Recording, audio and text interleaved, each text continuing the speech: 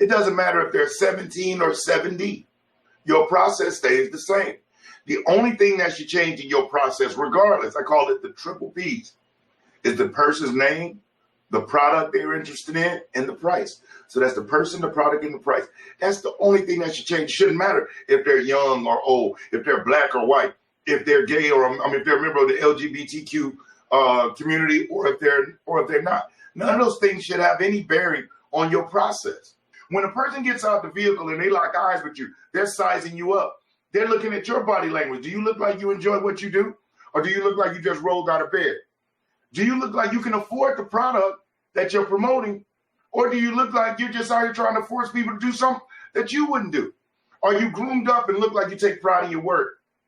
These things are all being factored in, and you haven't said a word. You're not even near them yet.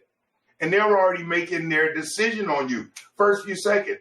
And you and I both know you only get how many chances to make a first impression? One.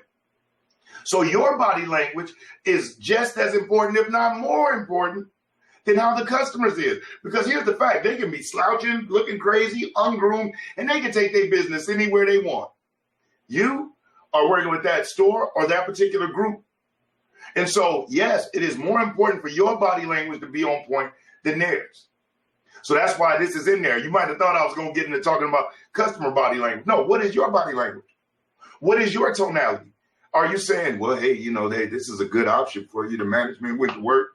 Where even though you're saying good things, it's a good option, the management with the work, your tonality says that it's down. Or you can say, hey, listen, as far as your monthly payment, you're only looking at an additional $200. And with that being said, man, you can start enjoying this right away. All you got to do is just give me your okay right here. Now, I just increased it a couple $100, but the energy was right there, and it seemed like it's just an easy thing to do. It's not what you say, but how you say it. So make sure that your body language and your vocal impact is on point as you're dealing with these people. So let's get into the actual road to the sale. Thank you so much for checking out the video. If you haven't already, please hit that like button because it really helps the channel. And if you haven't already subscribed, hit the subscription and make sure that you click the notification bell so you'll be updated whenever I release new videos. And last but definitely not least, make sure that you check out the Selling for Success sales training portal. It has sales training courses, audios, videos, manuals, everything you need to catapult your sales results to a whole new level. So remember, check out sellingforsuccess.org, the sales training portal.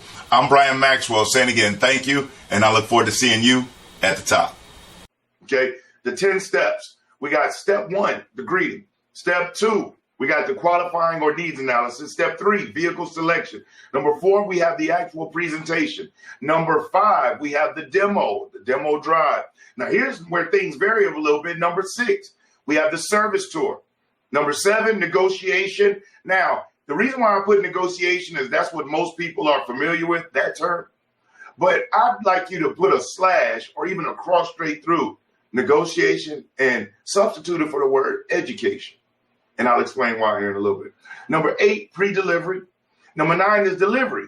And number 10 is the actual follow-up and vehicle delivery. Okay, so we'll follow up after the delivery. So let's get into it and let's get this ball bouncing. I want to talk about a quote by one of my favorite sales trainers, speakers, motivational speakers, one of the best to ever do it, Zig Ziglar. And this phrase is one of the realest phrases and most honest phrases out there. And it is that you can have anything in the world that you want as long as you help the customer get what he or she wants. And I want you to really think about that. You can have anything in the world you want. You want to make $100,000 a year and you're at the dealership, help enough customers get the vehicle they want, you can make $100,000 a year. It's as simple as that. You want to move up in management? Okay. Help enough customers be satisfied enough where your work shines through it. Help enough other team members solve problems where it shines through. And guess what? They're just the smart choices. You made yourself obvious. But you can have anything in the world you want when your focus is on helping other people get what they want. That is the secret key to life. And so many people miss it. They think it's all about me. It's all about independence. It's all about I. It is not, because you're not your own customer. You need other people to believe in you, believe in your product, believe in your service in order to elevate yourself, in order to earn a respectable income. So that statement is fact. You can have anything in the world you want And I'll expand it a little bit more. You can have anything in the world you want if you help enough other people get what they want. Don't even have to be customers. You want love? Help enough other people. Help your significant other feel loved. And it'll increase the probability of it coming back. And that's a whole nother conversation. But I just wanted to touch on that quote by my man Zig. Let's get back into it. So the 5 basic ingredients of a sale. Number 1 is you sell yourself. Number 2, the store. Explaining to the customer what they get. Number 3, presenting the product in the best light. That's the product. Number 4, price. Providing them with the least expensive best option. And number 5, time, urgency, buy now. So these are the 5 basic ingredients of a sale. You got the store, you have the product, you have the price, and then you have the time, creating urgency. Okay, so now who's a customer? We all know the answer to that. That's easy and obvious. It's everybody who has a driver's license who comes onto your showroom lot. And I can't stress this enough. If you see a 16 or a 17-year-old come on your lot or on your sales floor, guess what every 16 or 17-year-old has? I'll wait. You're right if you said parents. And as a father who has raised 3 children, it is not my ideal day of fun to go out bouncing around to different dealerships while my son or my daughter decides on what vehicle they want. My rules was, hey, go out, look for it. When you find it, let me know, and we'll go take care of it. And based on speaking with a lot of other parents, a lot of people, they do that too. So when you see that 16, 17, 18-year-old out there, there's a strong chance that some adult who may be co-signing, who may be providing a down payment, who may be giving them a vehicle that they can trade in. You have no idea. But I'll tell you this, when you treat that 16 or 17-year-old with respect, they remember it. And they tell their parents this is where they want to buy from. The reason being is because every other place they went to ignored them, didn't realize that this child has parents, and treated them like they weren't important. When that is such a bad mistake. And when you do engage with them, it doesn't matter if they're 17 or 70. Your process stays the same. The only thing that should change in your process, regardless, I call it the triple P's, is the person's name, the product they're interested in, and the price. So that's the person, the product, and the price.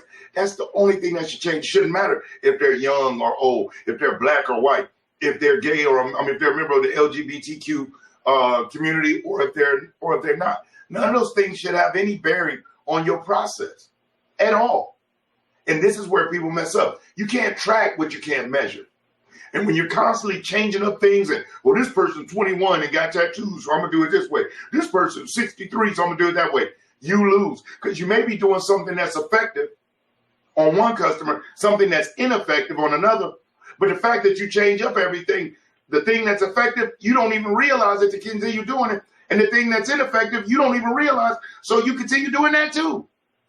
So the most successful people in sales and in the automotive industry nationwide are so because their process stays the same. It does not matter. The only thing that changes is the person name, the product, and the price. That's it. But you maintain that you're the same order in your sequence, okay? So now, greeting being step 1. Now, when a lot of people go out and they're going out to greet a customer, I've heard people say, oh, man, somebody out there. I'm going to go out there and see if I can close a deal. You won't close the door because your intentions are wrong. And we've all heard the stories, or we felt the way that people feel when they come on the lot. They feel like the vulture's about to pounce on them. They feel like a piece of meat. They just don't feel, they feel uneasy. Why? Because this salesperson coming out is more inwardly focused on them closing the deal than on coming out there and just making an introduction and finding out of all the places in the world, I mean, in the city, in the state, and literally in the world that this person could have been, they decided to pull up on your lot or walk into your showroom, okay? So that should be the main focus. You're not going out to close the deal when you're greeting a customer.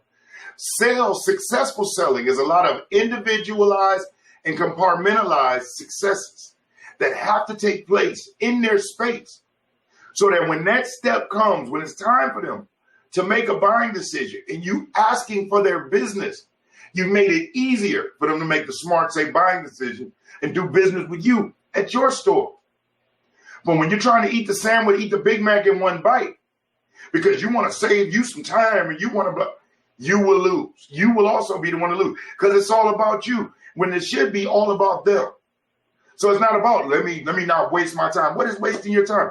Do we really believe that because we have a shirt on that has a dealership name, that we're going to go out there and present ourselves to this person and they're going to be honest with us about how much money they have, honest with us about their credit score, honest with us about what brought them in? It's not that they're being dishonest, but they want to make sure, they want to hold that close to their chest. Why? Because based on history, they're worried about being screwed over, manipulated, and taken advantage of. So they're resistant. Think about yourself.